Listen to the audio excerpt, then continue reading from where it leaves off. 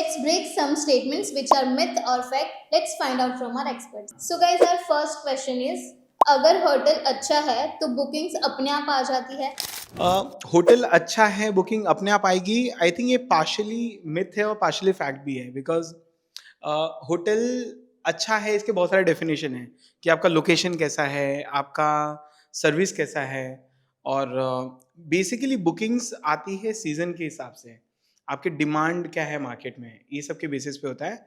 मान लो आपका होटल बहुत अच्छे लोकेशन पे है लेकिन आपकी सर्विस खराब है, आपके रिव्यूज बहुत गंदे दिख रहे हैं, तो this becomes a myth for you. Location अच्छा है बट सर्विस खराब है तो it becomes a myth.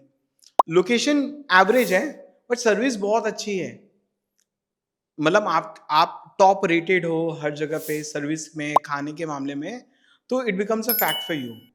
So overall hotel में बुकिंग अपने आप कैसे आएगी? अपने आप तो कुछ नहीं होता है, आपको सेल्स एंड मार्केटिंग करनी पड़ती है, आपको अच्छे ऑफर्स लगाने पड़ते हैं हर एक ओटीएस पे। लेकिन सर्विस एक सबसे बड़ा एलिमेंट है, और डिमांड। जैसे मान लो आपका होटल एकदम अच्छे लोकेशन पे है, आपकी सर्विस भी बहुत अच्छी है, बट इमेजिन बाहर बहुत मॉनसून का हाल है, बाहर बहुत ठंडी है, मतलब लोग ट्रैवल ही नहीं कर रहे हैं बाहर, या बच्चों के एग्जाम चल रहे हैं, तो it becomes a myth for you. So बहुत सारे पैरामीटर्स होते हैं जिसके बेसिस पे आपके होटल को बिजनेस आता है, बट अपने आप बुकिंग कभी भी नहीं आती है। Our next question is, room rate कम कर दो ऑक्यूपेंसी बढ़ जाती है? तो शॉर्ट टर्म फैक्ट है, बट लॉन्ग टर्म में रिव्यूज़ मैटर करते हैं, डिमांड का ट्रेंड मैटर करता है। शॉर्ट टर्म में कैसे लास्ट मिनट प्राइसिंग से बहुत बार रिजल्ट्स आ जाते हैं, बट फिर अगर लॉन्ग टर्म में यही स्ट्रेटजी फॉलो की हमने तो इवेंचुअली ARR स्केल करना बहुत डिफिकल्ट हो जाता है। तो इसीलिए आपके रिव्यूज़, आपकी सर्विस और आपके ऑफर्स का प्लेसमेंट बहुत मैटर करता है। सो नेक्स्ट इज, गूगल पे फर्स्ट आना मतलब बुकिंग्स अपने आप हो जाएगी? इसको हाफ ट्रूथ बोल सकते हैं। गूगल पे आपकी रैंकिंग आ जाती है, आपको विजिबिलिटी मिल जाएगी, बट वो विजिबिलिटी से आपको कॉल्स भी आ जाएगी, इंक्वायरीज भी आ जाएगी, बट वो इंक्वायरीज को आपको लीड्स में कन्वर्ट करना है, आपको बुकिंग लानी है, तो वो डिपेंड करता है आपके प्रोफाइल के स्ट्रेंथ के ऊपर। आपका प्रोफाइल कितना स्ट्रांग है, कैसे रिव्यूज़ आ रहे हैं, रिव्यूज़ को आप कैसे रिप्लाई कर रहे हो, कैसी आपकी रेटिंग्स है। अगर आपकी 3.9 रेटिंग्स है तो फिर क्या आपकी रेटिंग्स हो जाएगी। सो इमेजेस कैसे हैं आपके इमेजेस अपडेटेड है कि नहीं, पुरानी आपने प्रॉपर्टी के इमेजेस डाल के रखे हुए हैं, आपको विजिबिलिटी आ जाएगी, बट वो पिक्चर्स देख के वो गेस्ट कॉल करेगा ही नहीं कभी। सो इमेजेस अपडेटेड होने चाहिए। आपकी वेबसाइट का जो यूआरएल, आपका जो यूआरएल है वो प्रोफाइल के ऊपर प्रॉपर होना चाहिए। अगर आपका यूआरएल ही प्रॉपर नहीं है तो वहाँ पे कस्टमर आएगा, वेबसाइट पे क्लिक करेगा, अगर वो ओपन ही नहीं हो रहा है तो वो बोलेगा क्या इसने प्रोफाइल बना के रखा हुआ है, मैं जाऊँगा तो ये क्या सर्विस मुझे प्रोवाइड करेगा। सो अगर आपकी प्रोफाइल पे अगर नेगेटिव रिव्यूज़ भी अगर पहले ही दिख रहा है और उसको आपने रिप्लाई भी नहीं किया है, तो कस्टमर ऐसा सोचेगा कि अगर इसने रिप्लाई नहीं किया है मतलब उसका ही कुछ गलत ही रहेगा, इसके लिए वो रिप्लाई नहीं कर रहा है। सो आपके नेगेटिव रिव्यूज़ के भी रिप्लाई होने चाहिए। सो ये सारे फैक्टर्स मैटर करते हैं आपकी बुकिंग के ऊपर। सो आपको गूगल पे रैंकिंग आ जाएगी तो आपको कॉल्स आ जाएंगे, इंक्वायरीज भी आ जाएगी, बट वो इंक्वायरीज को कन्वर्ट करना वो आपकी टीम के ऊपर डिपेंड करता है। आप वो बुकिंग को कैसे कन्वर्ट कर रहे हो वो आपकी टीम डिसाइड करेगी। सो ये सब मैटर करता है। So our next statement is कि इंडियन गेस्ट जो है सिर्फ डिस्काउंट देखते हैं? सो आजकल के गेस्ट डिस्काउंट देखते हैं, ये ट्रुथ है कि डिस्काउंट तो दिखना चाहिए, ओके। बट डिस्काउंट के अलावा आजकल के स्पेशली जो जेंजीज हैं वो ये देखते हैं कि यार ये प्रॉपर्टी की वाइब कैसे दिख रही है, ओटी पे होटल कैसा दिख रहा है, इंस्टाग्राम पे होटल कैसा दिख रहा है, आपका होटल की वेबसाइट कैसी दिख रही है।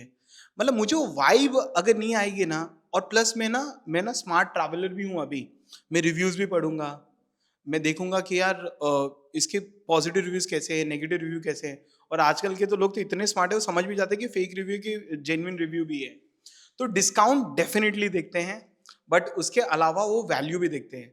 यहाँ आजकल के इंडियंस गेस्ट मैंने देखे हैं कि 10,000 रुपये पर नाइट हो या 15,000 रुपये पर नाइट हो, दे आर रेडी टू पे मनी, वो पैसा देने के लिए रेडी है, बट उनको वैसी एक्सपीरियंस भी चाहिए। और अगर वही एक्सपीरियंस आपने सोशल मीडिया के थ्रू कहीं दिखाया है, वही एक्सपीरियंस आपने अगर अपने वेबसाइट पे दिखाया है और वो कस्टमर को लगे, वो गेस्ट को लगे कि यार ये 15,000 रुपया दे के अगर मैं ऐसे कैंडल लाइट डिनर में खाना खाऊं, ऐसे बाथटब में मैं अपना एक्सपीरियंस एंजॉय करूं, तो एक नेक्स्ट लेवल का गेम हो जाता है. सो डिस्काउंट देखते हैं is the truth, but it is not the only truth. They see the value overall. हाँ, so our last statement is मुझे ओटीएस की ज़रूरत नहीं है, बहुत कमीशन लेता है वो. अभी कैसा है ना कि अभी पैसा कमाना है तो थोड़ा पैसा खर्च भी करना पड़ेगा. तो अभी जब आप ओटीएस पे आओगे तो आपकी विजिबिलिटी बढ़ेगी, लोगों को मालूम पड़ेगा कि ये होटल है यहाँ पे. तो इवेंचुअली जब आपका ब्रांड प्रेजेंस बढ़ेगा तब आपका ऑफलाइन भी बढ़ेगा.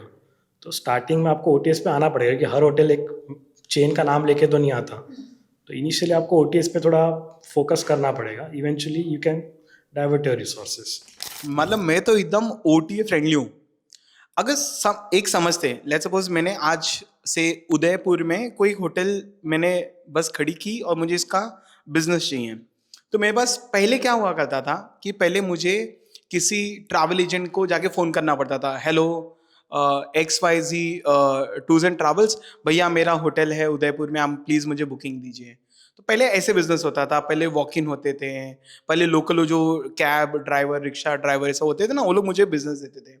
बट आप आज के टाइम पे ये केस को ऐसे समझिए कि जहाँ पे इंटरनेट का दुनिया है, मेक माई ट्रिप, booking.com, अगोड़ा, ये सारे पोर्टल्स हैं. इमेजिन कि मेरा यही होटल उदयपुर का मैंने OTS पे लिस्ट कर दिया, मेक माई ट्रिप पे, booking.com पे, इंटरनेट पे.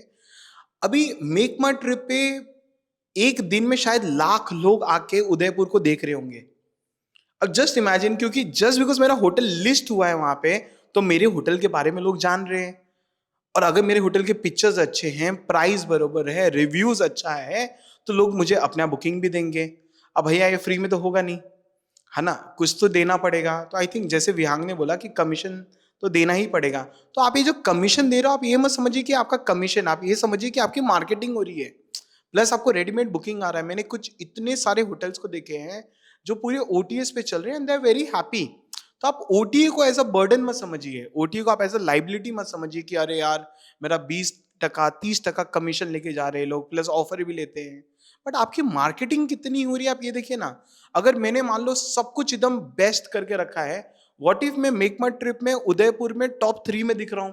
मतलब जैसे ही मैंने मेक माई ट्रिप पे गया उदयपुर, चेक इन चेकआउट, और मेरा होटल टॉप 3 में दिख रहा है. इमेजिन मुझे कितने कॉल्स आएंगे, मुझे कितना बिजनेस आएगा OTA से, मुझे और कस्टमर्स आएंगे, तो मेरा तो बिजनेस बढ़ रहा है ना. तो इंस्टेड की वेट करना कि कब मेरे पास कोई गेस्ट आएगा, कब मेरे पास कोई बुकिंग आएगा, बस सिस्टम पे ऑटोमेटिकली सब डाल दीजिए और आपका बिजनेस आना स्टार्ट हो जाएगा.